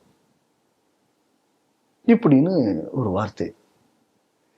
இதுதான் உண்மையான ஒரு தன்னார்வ தொண்டின் அர்த்தம். என்ன, இந்த பாரத தேசம் என்பது இன்னைக்கு வர நிலைத்திருக்கிறதுன்னு சொன்னா அதுக்கு காரணம், அதன் ஆதாரமாக இருப்பது இந்த தியாக உணர்வு.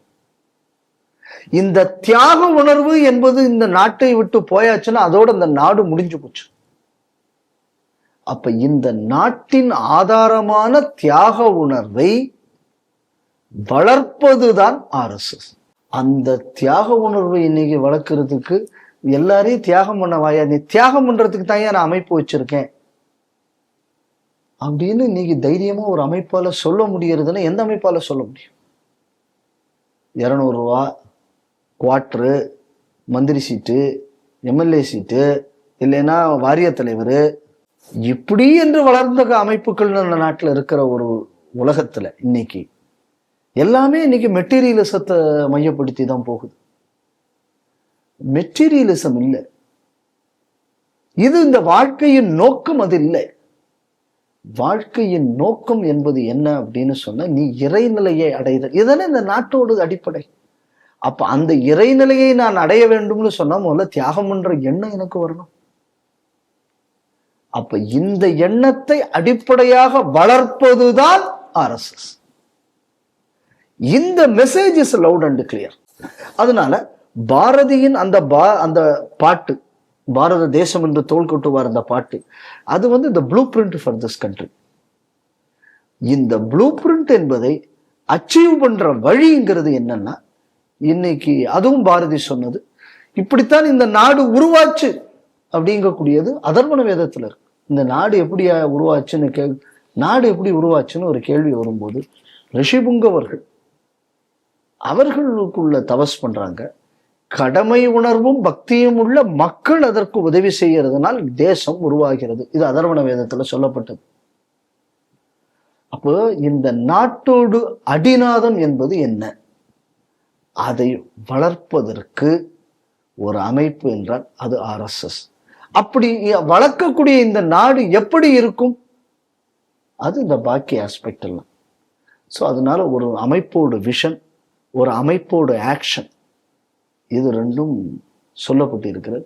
பாக்கி விஷயங்கள் இந்த அரசியல் ரீதியான விஷயங்கள், இது இது ஒரு அமைப்போட ஒரு இன்கிரீடியண்டாகத்தான் நான் பார்க்கிறேனே தவிர அந்த கோர் என்ன என்பதை ரொம்ப தெளிவாக சொல்லியிருக்கார். அதனால இந்த பேச்சை நம்ம ஒவ்வொரு ஆளும் படிக்கிறது என்பதையும் விட அதை உள்வாங்க வேண்டும், தியாக உணர்வை நாம் வளர்த்து கொள்ள வேண்டும் என்று சூழரைப்போம்னு நான் கேட்டுக்கிறேன். நன்றி ஜி. வணக்கம்.